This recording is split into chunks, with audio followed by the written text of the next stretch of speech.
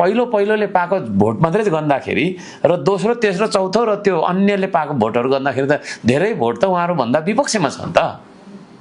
Absolute vote होइन नि राजसभाको, यो कुरा बुझ्नु पर्यो उनीहरूले। त्यसले गर्दा सारा मान्छेहरूको विचारहरू लिएर जो संसदमा प्रतिनिधित्व गर्नुहुन्छ, अब संसद बाहिरको मान्छेको त अब होइन के छ नीति तथा कार्यक्रममा सल्लाह हो भनेर लिने कुरो पनि भएन होला, तर संसदमा भएका दलहरूको के छ त कता हो भनेर सल्लाह यति मात्रै लिनुभयो भने यो सबै कुरो यो गाँठहरू फुस्किहाल्छ क्या। तपाईँले अघि जुन भन्नुभयो नि प्रतिपक्ष चाहिँ रासोपाले महावीर पुनलाई मात्र मानेको छ भन्ने कुरा, त्यो प्रतिपक्ष होइन।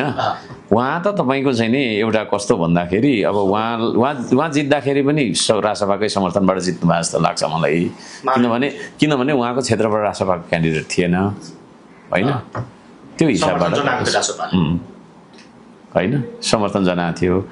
त्यसले गर्दाखेरि अब त्यो हुन त अब उहाँहरूको के छ होइन, आई डोन्ट नो, स्ट्राटेजिक केही कुराहरू हुन पनि सक्छ, नहुन पनि सक्छ, त्यो छ। प्रतिपक्ष अब हामी सबैले तपाईँको बहिष्कार गरेर निस्कन्छौँ बैठकमा, अब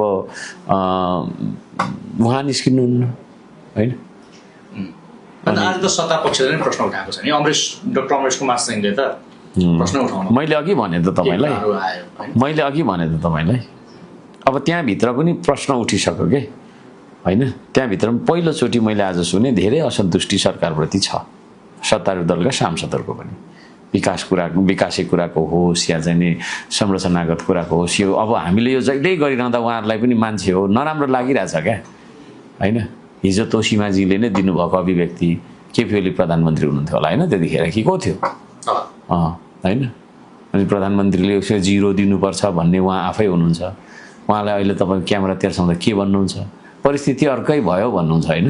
हिजो हामी प्रतिपक्षमा थियौँ, आज सत्ता पक्षमा छौँ भन्नुको दुःखले परिस्थिति अर्कै हो भन्नुहुन्छ। त्यसले गर्दाखेरि के भन्दा छ भने नि जस्तो कि हार्केश साम्पाको काम चाहिँ विरोध मात्र हो, न उनले धरानवासीको लागि केही बोले, न उनले चाहिँ नि आफ्नो क्षेत्र हिजो दिनभरि बोले त के विषयमा चाहिँ हिजो दिनभरि बोले, बालनको आउने विरोध हिजो दिनभरि होइन त्यो समय आउँछ नि, त्यो समय आउँछ होइन। विनियोजन विधेयक भनेको चाहिँ पक्का त्यो बजेटको विधेयक हो क्या, त्यो म त पालिका चलाएर आएको मान्छे हो नि, त्यतिकै तपाईँको कुदेर आएको मान्छे हो र होइन नि होइन। पालिका चलाएर 3.5 वर्ष बजेट बनाएर दुनियाँ गरेर आएको मान्छे होइन म, अनुभव छैन मलाई।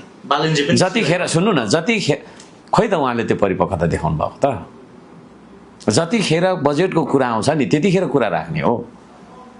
त्यसले गर्दाखेरि हिजो मैले दिनभरि हाम्रो क्षेत्रको आवश्यकताको कुरा मात्रै गरेँ होइन, त्यो सैद्धान्तिक छलफल के जति सिद्धान्त भन्ने भित्र छिरिन। म हिजोको बैठकमा सदनमा मैले